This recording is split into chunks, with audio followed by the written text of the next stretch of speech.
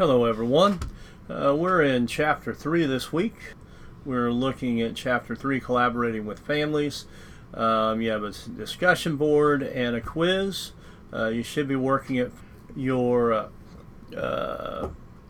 observations and getting all of that taken care of. Please make sure if you haven't finalized that when you do, you go ahead and update the discussion board, tell me who you're with, answer those questions. So anyway, we'll go on to Chapter 3. First of all, I've got a video there. What are the struggles for parents with and children with disabilities? So go ahead and look at that first, and then come back to the PowerPoints and open up my notes, Chapter 3. So go ahead and watch the video, and then we'll get started.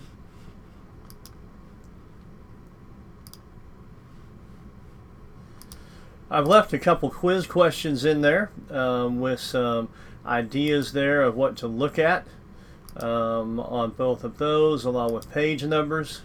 And so that'll be the first thing you might want to look at. Kind of gives you some ideas on some of the questions that people in the past have missed. So you can go through that. And then I have three questions. I want you to come up with three ideas, actually, to this one question. What can a teacher learn abilities? So if you'll look at that first and write down a couple of your ideas, that would be great. Come up with three ideas that teachers can learn from the family. Go ahead and write those down. You can pause this and then go ahead and come back to it. So we'll see how you do on that. Okay, Chapter 3, Factors that Contribute to Increased Emphasis on Parent and Family Involvement, along with describing challenges, characteristics, and roles of families of children with disabilities, and describe the 5 principles of effective communication between educators and parents, and explain the attitudes and behaviors that can create barriers. Those are some of the chapter objectives for this Chapter 3. The next one, examine cultural backgrounds, beliefs, and linguistic practices that can impede parent involvement, and identify ways school personnel can help families understand school culture, policies, and practices. List 10 guidelines for communicating with parents of children with disabilities and contrast several common modes of homeschool communication. And finally, there discuss strategies for engaging parents of children with disabilities in the education of and support for one another, are some of the objectives we'll go over. Starting out here, support for family involvement. Parents want to be involved in their 142. They're an important catalyst of that one there. And then educational effectiveness is enhanced when parents and families are involved. Repeated research and practice demonstrates the benefits of this. And then the law requires collaboration. In IDEA, parent involvement is a key component to students' academic success. So it is a law that there is a collaboration between parents and the teachers. Come on here. My mouse is going the wrong way there. Support. Parents and families are natural and necessary allies to educators. They want their child to succeed, and they're going to consider you the expert, the educational expert, to get their child to succeed. Families know certain aspects of their children better than anyone. Up until they came to school, the parents were heavily involved in their child, and even when they, as a teacher, help reach their individual student. And they can provide extra skill practice and teach their children new skills in the home and community. So as long as you collaborate with them and they help understand what you're wanting their child to learn, they can also help and continue the teaching of their child based on your recommendations. Parents have the greatest vested interest in seeing their children learn, as they are the constant in the child's life. And parents must live with the outcomes of decisions made by IEP teams all day, every day. So, yes, the child may come to school at 7:30 and not leave until 3:30 or 4, but ultimately, they must live with the outcomes of the IEP team's decisions. So the more input you will be, and the better off the parents will be, because they'll have a better understanding of what the IEP team is wanting to learn and what they're wanting to teach your child to learn. Benefits: increased likelihood of targeting meaningful IEP goals. Imagine that. You get the parents involved who know their child better than anyone, and guess what? You can make some IEP decisions based on their goals that can definitely be met. Seeing supports in home and school environments, learning and development, and access resources and services. The family may already be receiving service, watch and listen. You can also get some help from these agencies. Back to the main initial shock, denial, and disbelief. If it's the first time, if you all have just finished up with an evaluation that disability, then there's going to be possibly some denial, disbelief, depending on what it is that you came up with. Anger, guilt, depression, shame, lowered self-esteem, rejection of the acceptance, adaptation, and appreciation. But you won't really know until you get through the situation how that is going to come out. You need to know the 4 life cycle stages and age parameters, and what are concerns in each area. There's 85, childhood 5 to 12, adolescent 12 to 21, and then it's based on about their child. We talked about that a little bit earlier, along with parents that can be facilitated. I'm trying to make sure that, yes, we are still taping. My computer has been kind of a problem lately, so yes, you have the role as a teacher that you get their response. Caregiver: needs of exceptional child can cause stress. Provider: the additional needs often create a financial burden. Teacher: acquire and you cope with the disability. Behavioral support specialists: some have become skilled behavior managers. So if you're working with a child to talk to, the best people to get some answers on how best to work with their child in your classroom. Parent of sibling too. For doctor's appointments and different meetings and things like that go to a child with a disability. You also have meetings to go to, sports you get into, or various clubs. So giving them the same amount of attention that they need to keep going too. Marriage partner: having a child with a disability can put stress on a marriage. There are, just like in other areas, there are a good amount and actually have a bigger bond because of a child with a disability. And then there's also those that, due to the fact of a child with a disability and all the stress and financial situations that occur, that they actually, are divorcing and separating and things like that. So really having a better understanding of that can help. Information specialists must ensure that others appropriately support their child's dignity and acceptance. Not only is giving their voice in IEP meetings and school events, but there's other clubs, other events, other activities that the students might be involved in that the parent may have to be coming in to help those people also understand how to work with their child best. An advocate for effective educational services and opportunity. Child and family have changing needs as children grow. So as their children grow, there may be other needs, other agencies, other people, professionals that they need to look into and talk about. The professional partnerships: a relationship in which families are not just parents, and professionals agree to build on each other's expertise and resources as appropriate for the purpose of making and implementing decisions that will directly benefit students and indirectly benefit other family members. So you're looking at effective homeschool partnerships are characterized by family members and professionals jointly pursuing shared goals in a climate of mutual respect and trust. Principles of effective communication. You'll want to look at this. There will be some questions on this. There's accept parents' statement and respect parents' point of view. Listen actively, respond to parents with an interest and animation. Let them know that you really do want to know and care about knowing how they best would suggest working with their student, working with their child. Question effectively. Speak plainly and use open-ended questions. You get a lot better information if you use open-ended questions to get all the answers that maybe you might not realize you need to know that parents will be able to give you. Encourage, describe, and show parents their child's improving performance. Again, as I've talked through some of the other ones, show their strengths. parents already have an idea of what their weaknesses are and how it might be negatively affecting their academics. But giving them some things to ponder, some good things, can help the family understand well in certain situations. So make sure that you're talking about that also. And stay focused. Focus on the child's educational program and progress. There's also roadblocks to communication. Treating parents as vulnerable clients instead of equal partners. They should be. Yes, you are what many parents are expecting you to be, an educational expert. Education or regular education, whatever you're in, they're considering you the educational expert. But treat them as equals too, so that they understand that you're going to take what they have to say and learn from what they have to say and really mean it.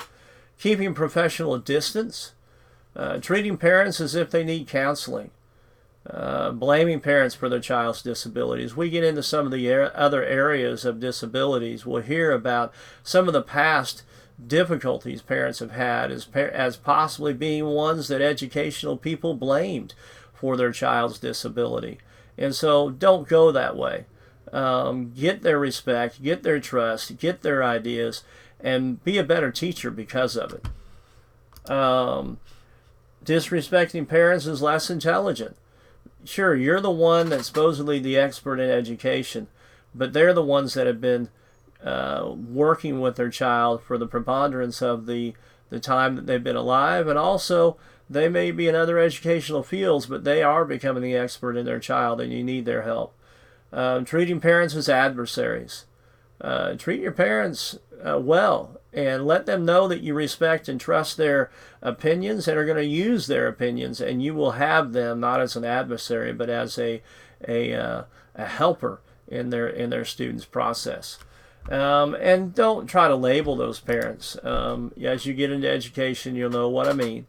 But all parents are a little different, and in some ways they're the same, but they ultimately want the best for their child, and they will fight for their child to get what they need to have a better education. Conflict resolution. Dialoguing is an approach to conflict resolution which both parties try to see each other's point of view. You definitely want to do this instead of the next one here. Difference between dialogue and an argument. Object of an argument is to win. We want to win, no matter if it's teaching, we're home, whatever it is. We want to win, right? Well, guess what? In this part, you want to make sure that you're dialoguing with the parents and the families. You don't want to go out there to win. You want to dialogue and see both parties' points of view. Arguer tells where the dialoguer asks. An arguer tries to persuade where a dialoguer seeks to learn. So that's what you need to look at when you're working with that. An arguer tries to convince where the dialoguer wants to discover. Many times we may have difficulty in the class, but if we really listen and really, really want to listen to the parents, we will come up with ways and we will discover new ways to work with their child and do better. An arguer sees two opposing views, and the believer hears the valid and best one. The dialoguer is willing to understand simple viewpoints. You need to know rerun. Conflict resolution has this approach. I want you to read a little more about it in the book, but the rerun approach includes an R for reflect, E for explain, R for reason, U for understand, and N for negotiate. So read that in the chapter and really get an idea what rerun is all about and use it when you get into the classroom. I want you to think about these two questions. How might parents' own school experiences influence their attitudes about interacting with their child's teachers? Think about that. What are some ways that parents, when they were in school, their experiences when they were in school, how could that affect their attitude towards interacting with you as their child's teacher? And then what responsibility do parents have for their child's success in school? Pause the video and think about. Well, number one, think about what if the parent was a student with a disability and now is an adult with a disability. Think about the changes that special education and school districts and education has had in the last 15, 20, 25, 30 years. Think about that. Were they one that was not let into the regular classroom like we are today, and they were kept outside that classroom? Think about that. And their experiences may be from their parents that might have been in education and had some bad experience. Think about your experiences. I imagine all of us have had some educational experiences that weren't really the best. To be the best, but you also need to think, how can you be the best without the help of the one that is with that child more than you have ever been, and who has the biggest vested interest in that child succeeding in life, which education is a big part of. What responsibility do parents have for their child's success? They have a vested interest in having that success. So if you don't let the parent in, and you don't let their ideas and expectations into you to help their child, are they going to be able to help? Are they going to be able to be a vested interest in their child's success and putting you in there? Cultural diverse families. Many are English language learners, and many of them may live in poverty. It's amazing for me. I didn't realize that even in the districts that I served, how many families are able to get free and reduced lunch because of where they are financially, and how many do live in, that are homeless and things like that. And it really does open your eyes to this perspective that where others are compared to where you are. Many live in poverty and have funds of knowledge. Undocumented immigrants are naturally fearful of interaction with anyone representing authority. And guess what? You do represent authority. And I know this is, politically, this is something that's in the news and things like that. But many of you may work for a district that has a higher population of immigrants. And you need to be aware of this. Many tend to be family-oriented. So that's also something you have to learn. Different families have different perspective on educators. Some of them consider you all the experts, and whatever you say goes. So you need to make sure that you're getting all of their information, because many times they will not ask you very many questions because they do expect you to be the expert and that whatever you say is the best for their child. And to do that, be the best for their child, you need to make sure that you're getting all the questions answered. Some may have different experiences and views about disability, including causes and treatment. Many had negative educational experience that persists through adulthood. The general and the special education systems may be intimidating to the families. There's cultural reciprocity. Educators should work towards cultural reciprocity. That's the understanding of how different values and belief systems may influence families' perspectives, wishes, and decisions. And it also requires careful examination of professionals' cultural background and belief systems.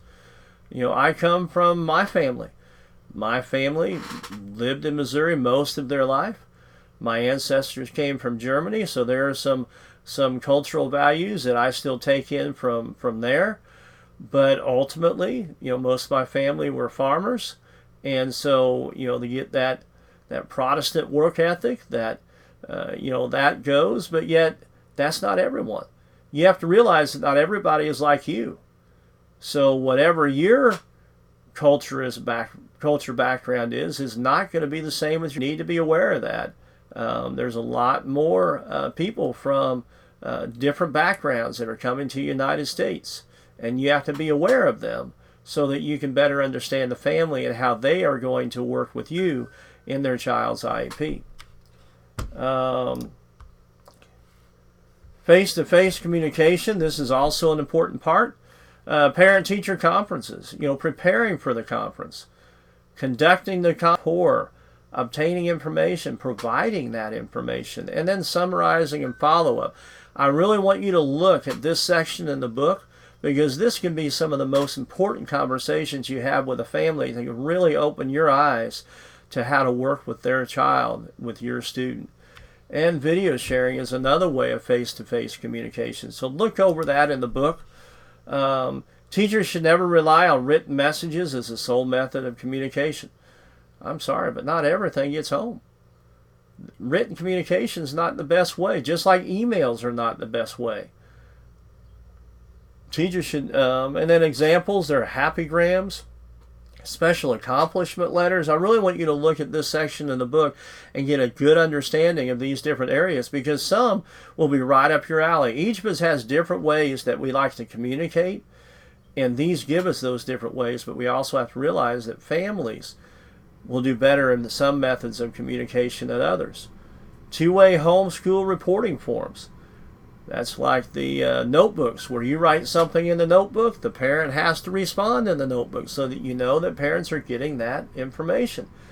Dialogue notebooks, homeschool contracts, class newsletters and websites, and emails and text messaging.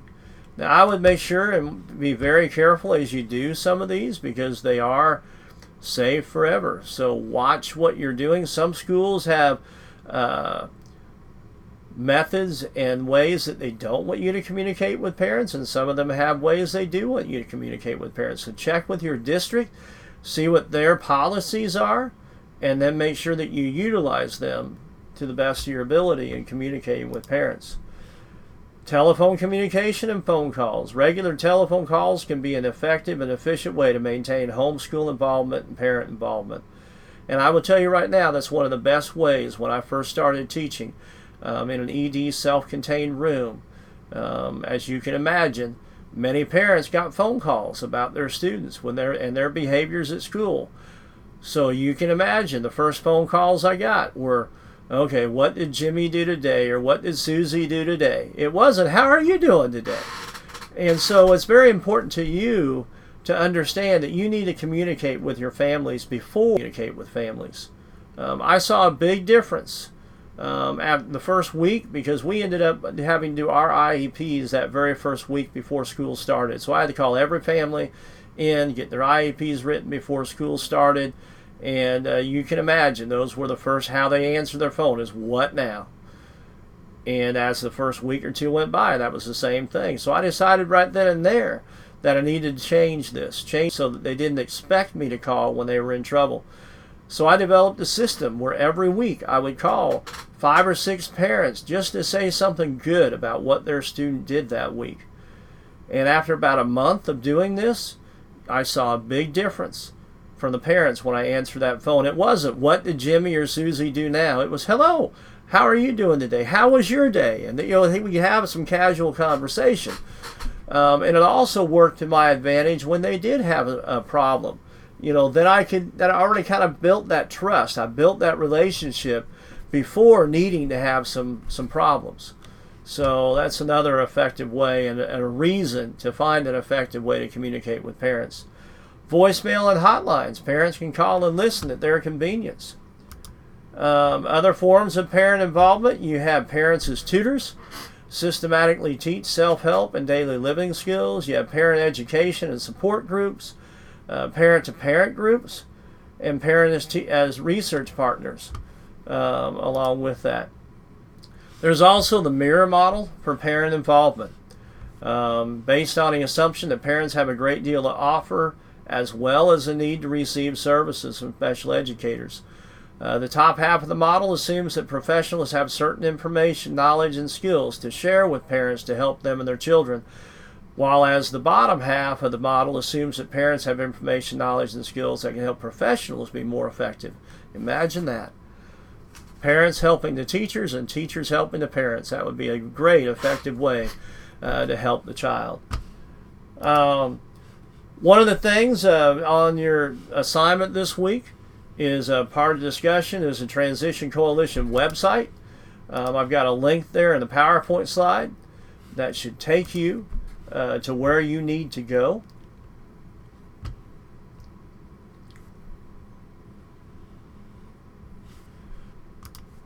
My computer's taking a little long to load, so it's about family involvement and culture differences.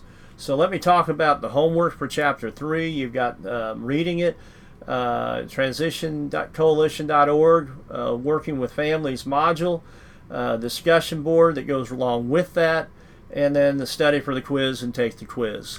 Next week we will get into ID, But right now we're just looking at chapter 3. So let me see if it finally came up. There we go.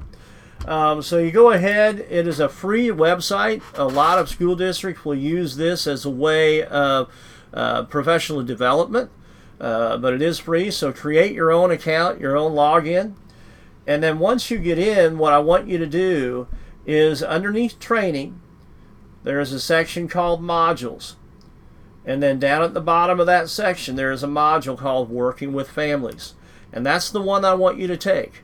It does take a little while to do, so I would not wait until Saturday and Sunday, and especially since I'm wanting to get this done. I believe I'm giving you till Thursday on the discussion board post to get this done, so that gives you a little bit more time, but I'm giving you till Thursday night to get this post done, and then go ahead and comment to your peers just like we normally do. So anyway, if you have questions, give me a call or an email, and I will work that out with you. I will be finishing up the grading for Chapter 2's discussion board here later on tonight and tomorrow morning, and I'll have that finished up. So again, hope you all had a good weekend and are ready for the week. So thank you very much. Talk to you later.